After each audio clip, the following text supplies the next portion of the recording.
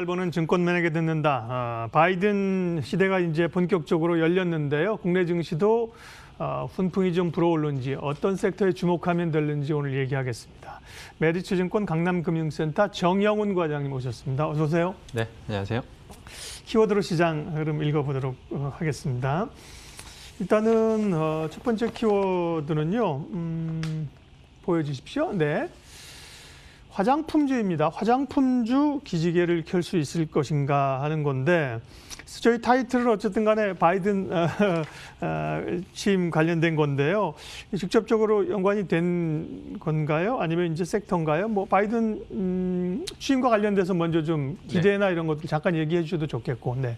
네, 우선 오늘 이제 바이든 대통령 이제 취임식인데, 네. 뭐 아시다시피 이제 그동안에 이제 계속해서 뭐 그 바이든 취임과 관련해서 시장에서 기대했었던 부분은 역시나 뭐 추가 부양책, 대규모 추가 부양책도 있고요. 또한 이제 바이든 정부의 또 이제 그러한 이제 그 정책적인 부분, 즉 이제 뭐 파리 기후 협약을 다시 재가입한다든지 이러한 또 이제 친환경주에 대한 그러한 모멘텀 이러한 부분이 계속해서 뭐 시장에서 주목을 받았었는데 오늘 뭐 바이든 취임식과 더불어서 시장에서 또 이제 친환경주가 또 주목을 받고 있는 뭐 그러한 상황이고요. 무엇보다 지금 이번 바이든 행정부에서 이제 신임 그 재무장관으로 이제 선임이 된 옐런 전 이제 그 연준 의장이 이번에 이제 그 바이든 정부가 또 시장이 좀 가장 좀 우려했었던 부분이 그러니까 즉 이제 법인세 인상에 대한 그러한 좀 정책적인 부분 이 부분이 시장에 상당히 좀 우려감이었는데 코로나가 회복되기 전까지는 법인세를 인상하지 않겠다. 즉 이제 코로나 회복 이후로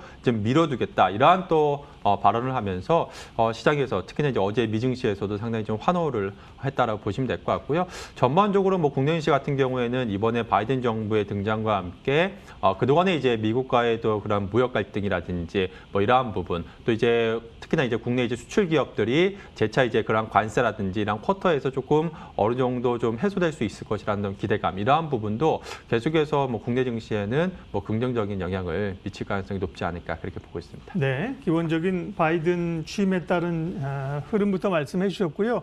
오늘 첫 번째 키워드는 조금 전에 소개해드린 것처럼 화장품주인데요. 조금 움직이긴 하는데 추세적으로 갈까 반등일까 좀 고민이 있습니다. 그러니까 최근에 이제 화장품 섹터가 은근히 이제 주가가 꾸준하게 이제 상승을 했습니다. 뭐 아시다시피 뭐 화장품, 뭐 면세점을 비롯해서 이러한 소비주들이 최근에 이제 코로나 이제 확진자 수 이제 좀 감소 이와 더불어서 또 이제 백신에 대한 기대감이 점진적으로 높아지면서 이들 업종이 이제 주목을 받고 있는데요. 가장 이제 주목해야 할 부분은 역시나 이제 코로나 백신 효과가 이제 본격화되게 되면 향후 이제 경기 회복 이와 함께 특히나 이제 화장품 섹터 같은 경우에는 턴어라운드 섹터라는 점에서 시장에서는 지금 올해 가장 주목하고 있는 부분이 지난해에는 이제 언택트 쪽에 주목을 했다라고 한다면 올해 같은 경우에는 턴어라운드 섹터, 컨택트 쪽에서도 특히나 이제 백신 이후에 이 턴어라운드가 기대되는 그런 섹터 쪽으로 주목을 하고 있는데 그 대표적인 이제 섹터 중에 하나가 바로 이제 화장품주다라고 보시면 될 것 같습니다. 최근에 또한 이제 중국을 중심으로 해서 수요 회복이 상당히 지금 양호하게 지금 나타나고 있는 상황이고요.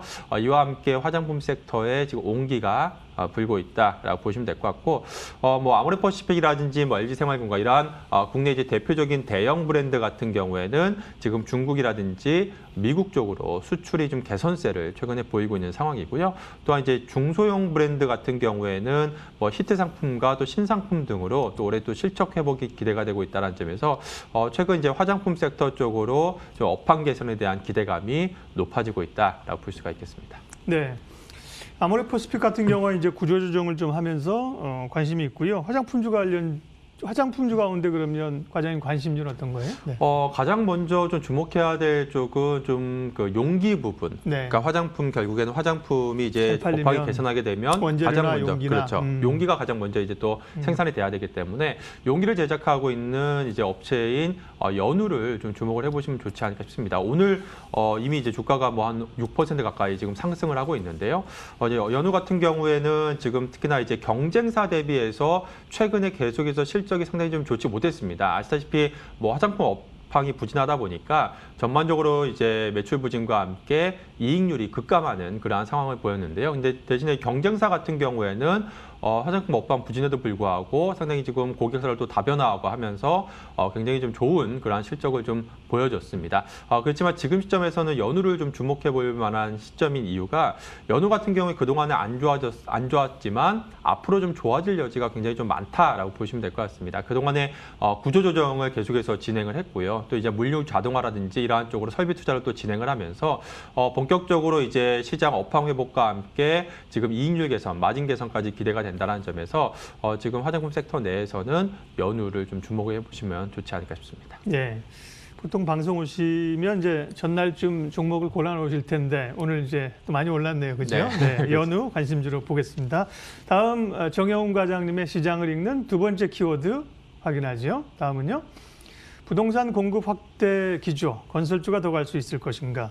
네, 설 전에 이제 대책을 발표한다는 거고요. 건설주와 함께 뭐 시멘트주 이런 주식도 이제 함께 좀 움직이고 있잖아요. 예. 주목할 점이요? 최근에 이제 또 가장 또 핫한 섹터 중에 하나가 뭐 건설 건자재 업종입니다. 아시다시피 최근에 이제 문재인 대통령 신년 기자회견에서 시장 예상을 뛰어넘는 이제 주택 공급 의지를 또 피력을 하면서 시장에서 좀 주목을 받고 있는데요. 사실 근데 그 전부터 이제 지난해 연말부터 이 변창흠 국토부 장관 신임 그 국토부 장관 이제 예정자 때부터 이제 정부에서 그동안 이제 규제 일변도의 정책에서 이제 공급 확대 정책으로 좀 기조를 좀 바꾸면서 시장에서는 상당히 지금 건설 건자재 업종에 좀 기대감이 높았었다라고 보시면 될 것 같습니다.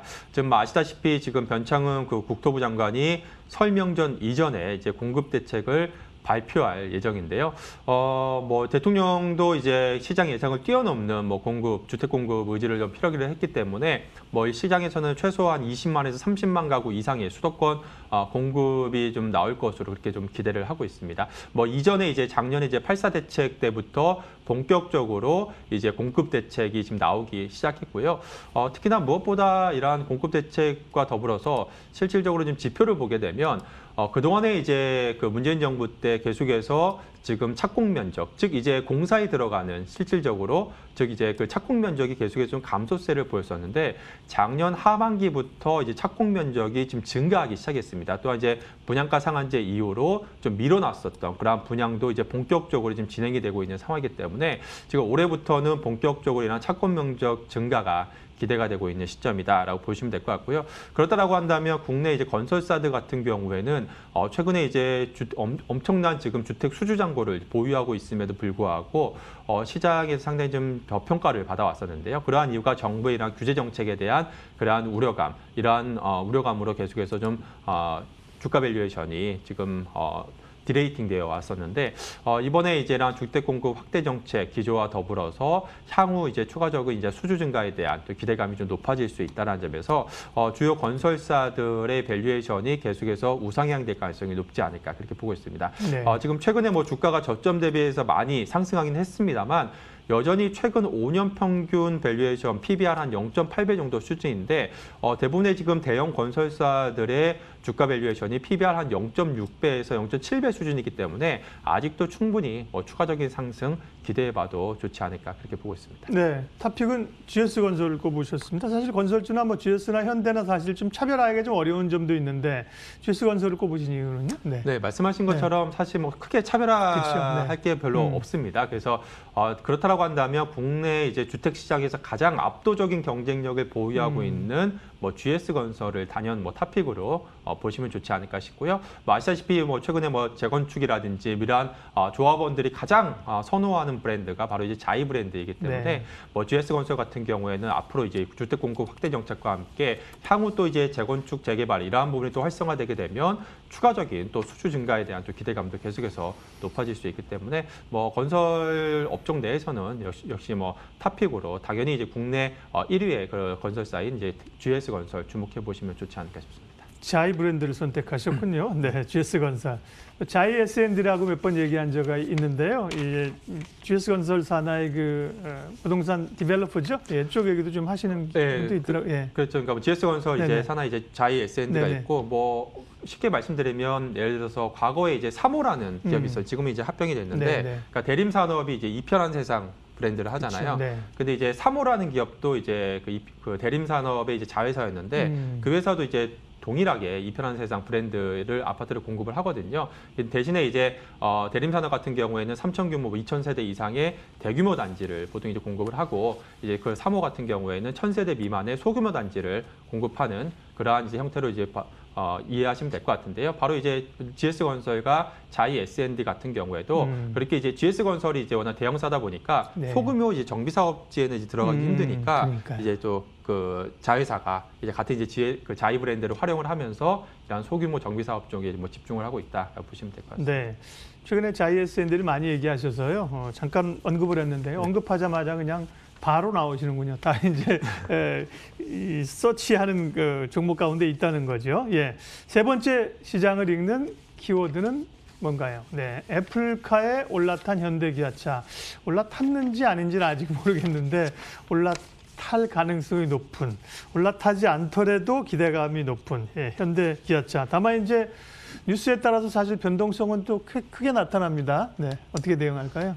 그렇죠. 아직까지는 사실 뭐 소문만 있는 상황이죠. 네. 뭐 애플 같은 경우에는 지금 뭐 전혀 뭐 코멘트를 하고 있지 않고요. 워낙에 뭐 애플 같은 경우에는 보안이 철저하다 보니까 사실 이제 뭐 당연히 뭐 시장에서는 최근에 이제 워낙에 이제 자율주행차 이제 뭐 애플뿐만이 아니라 뭐 구글을 비롯해서 글로벌 이제 그런 IT 기업들이 계속해서 이제 자율주행차 쪽으로 지속적으로 이제 연구 개발을 뭐 진행을 하고 있는 상황이고요. 그래서 관련해서 또 이제 애플 같은 경우에 애플과 이제 현대차 그룹의 협력 가능성이 좀 제기가 되고 있습니다. 지금 최근에 이제 언론사를 통해서 또 보도가 됐고요. 관련해서 이제 또 기대감이 좀 부각이 되면서 뭐 그 현대차 그룹주들이 최근에 동반해서 막 강세를 띠고 있다라 보시면 될 것 같습니다.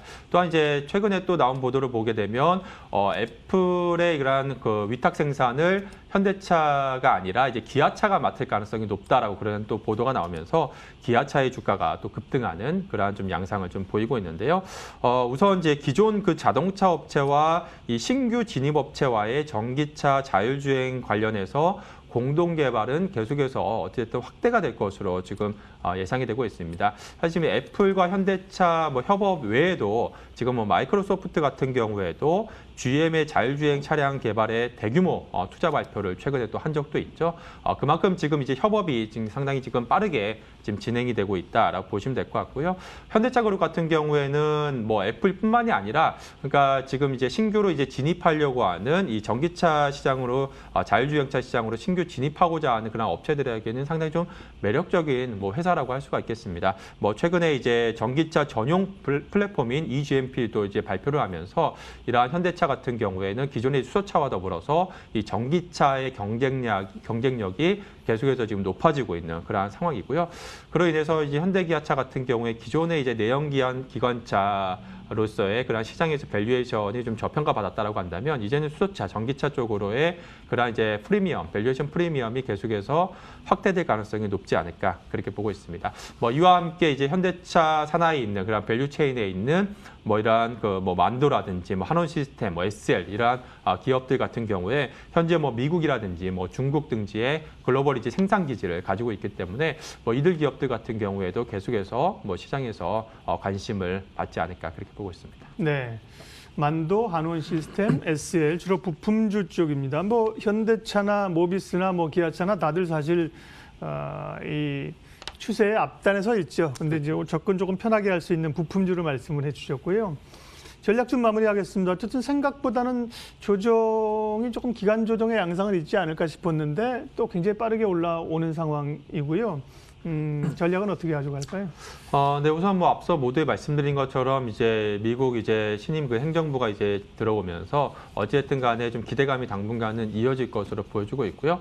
무엇보다 이제 국내 증시 같은 경우에는 최근에 그 유동성 장세, 특히나 이제 개인 투자자 중심으로 한 그러한 강력한 이제 수급이 좀 유입이 되면서 유동성 장세가 이어지고 있다는 점에서 당분간은 뭐 이어질 가능성이 높지 않을까 그렇게 보고 있고요. 또한 최근에 이제 시장 조정의 빌미를 제공했었던 좀 수급적인 이슈, 즉 이제 3월부터 공매도 재개에 대한 그런 우려감이 있었는데 최근엔 다시 이제 또 정부 그 당국을 중심으로 해서 최근에 또 이제 공매도 3월 이후에 또 재연장에 대한 그런 또 움직임도 나오고 있기 때문에 당분간 이제 시장에서는 이러한 유동성 장세가 이어질 가능성이 높지 않을까 그렇게 보고 있고요.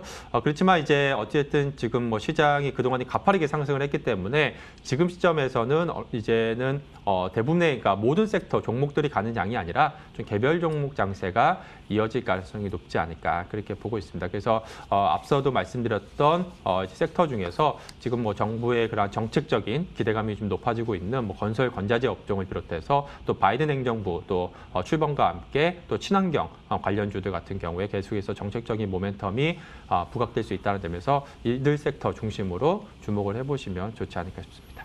돈 잘 버는 증권맨에게 듣는다. 오늘은 메리츠증권 강남금융센터 정영훈 과장님과 함께했습니다. 고맙습니다. 네, 고맙습니다.